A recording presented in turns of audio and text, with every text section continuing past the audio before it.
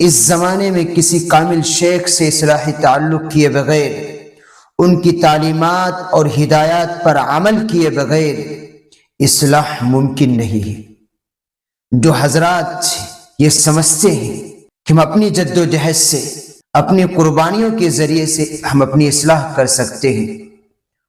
وہ بہت بڑی خود فہمی کا شکار ہے۔ چاہے وہ کسی مدرسے کا شیخ الحدیث ہو، چاہے وہ کسی مدرسے میں پڑھانے والا فقہ کا استاد ہو، چاہے وہ حفظ الناظرہ کا استاد ہو، اس کی اصلاح بھی کسی کامل شیخ کی صحبت، ان کی تعلیم و تربیت کے پر عمل کیے بغیر مشکل ہے۔ دور کے اندر اپنی اصلاح کے لیے، اللہ سے صحیح تعلق قائم کرنے کے لیے کسی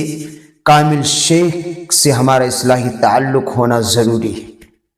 جبھی ہماری صحیح معنوں میں اللہ تک رسائی ہوگی، ورنہ ہم 70,000 پردے کے پیچھے رہیں گے۔ اس نفس کی برائیوں کو جاننے کے لیے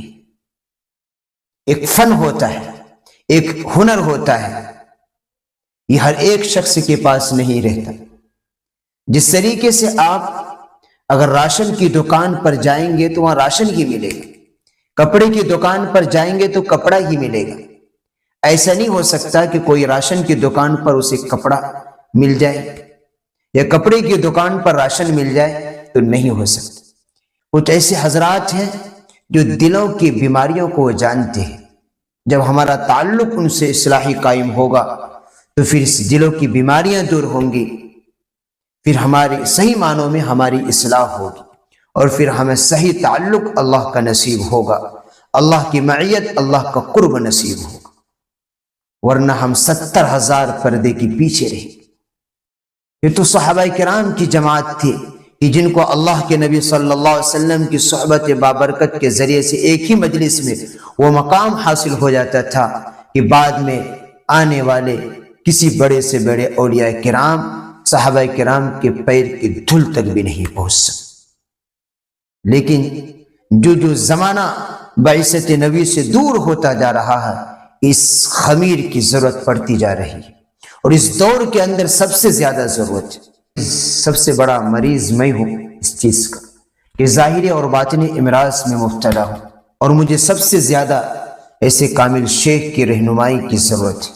تاکہ اس سے میری ذات کو بھی فائدہ ہو اور مجھ سے بھی دوسرے لوگوں کا فائدہ ہو۔ اللہ اس کے لیے مجھے قبول فرمائے کہ اللہ میری بھی اصلاح فرمائے اور میرے ذریعے سے لاکھوں کروڑوں لوگوں کی ہدایت کا ذریعہ بنے، ان کی اصلاح کا ذریعہ اللہ مجھے بنائے۔ آپ بھی دعا کریں میرے لیے، میں بھی اس کی دعا کر رہا ہوں۔ تو یاد رکھیے، اس زمانے میں کسی کامل شیخ کی صحبت، ان کی تعلیم و تربیت پر عمل کیے بغیر اصلاح ممکن نہیں ہے۔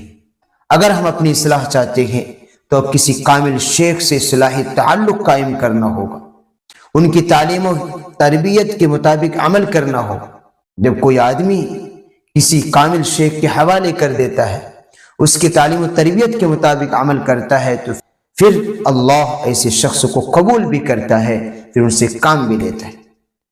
جیسے حضرت مولانا الیاس صاحب رحمۃ اللہ علیہ، انہوں نے پہلے اپنی اصلاح کرائی۔ حضرت مولانا رشید احمد گنگوہی رحمۃ اللہ علیہ اتنے بڑے عالم ہونے کے باوجود حاجی امداد اللہ مہاجر مکی رحمۃ اللہ علیہ کی خدمت میں رہے، ان سے رہ کر وہاں تعلیم و تربیت لی،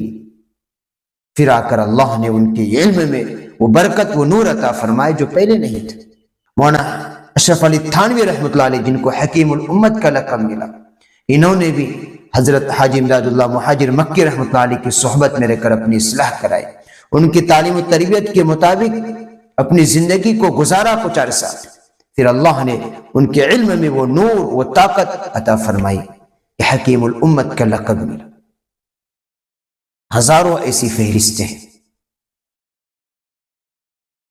ہمیں اور آپ کو بھی اس کی ضرورت ہے، مجھے سب سے زیادہ اس کی ضرورت ہے۔